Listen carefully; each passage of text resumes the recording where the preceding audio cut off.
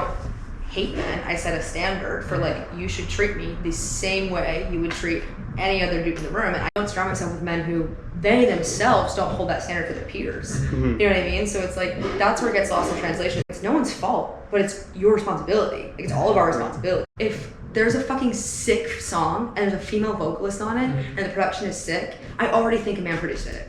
And that's my whole world, is to like not have that big thing, but it's like, it's not my fault, that's what's ingrained in my head. Yeah. And you've been taught forever, like, women can't do this. It's so easy, that's where you default. You believe it. I'm a female producer, you know what I mean? Right. Like, I should have more than anyone. So obviously, like, if I have to do that work, how much more work the men in my life have to do. What was that like growing up? Like, walk us through that. Shocked. Like, growing up, I lived in such a like traditional town.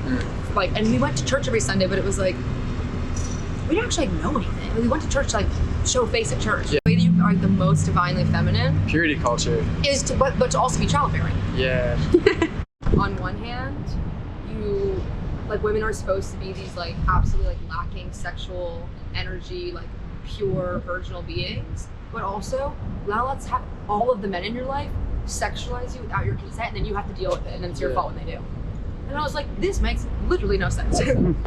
What does your family think of the music that you make?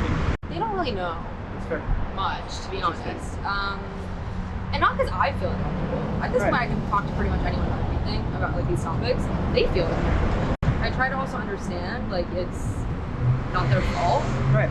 Like, I understand, like, they feel uncomfortable because most people feel uncomfortable, like, looking at their kids as, like, adults that have sex and talk about it and whatnot. But it's interesting, like, I went to college for music, and I think that for my family, that was a really big deal to go to, like, the school I went to. My kid's getting a fucking degree from New York University. Are you kidding? Like, we did it, you know? Yeah. And once I graduated, it was like, well, this is actually what I'm doing with my life.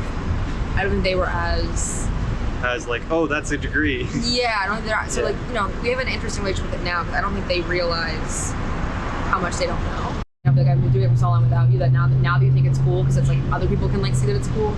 I don't want to give a shit. Right. Like, I was talking, my grandma actually is like pretty great. She like kind of knows the most. It's always the grandma. That's like grandma. The most religious. When I like kind of talked about with her, she was like, well, would you ever just think about like making music about something else? And I was like, oh my god, if I could do something else, what I'm really grateful for is that like my creative friends, when we like kind of all jumped into this in like a serious capacity, we all really like held each other to the accountability of like what matters is like your relationships. I think I've carved out a lot of time to like foster and maintain a lot of relationships.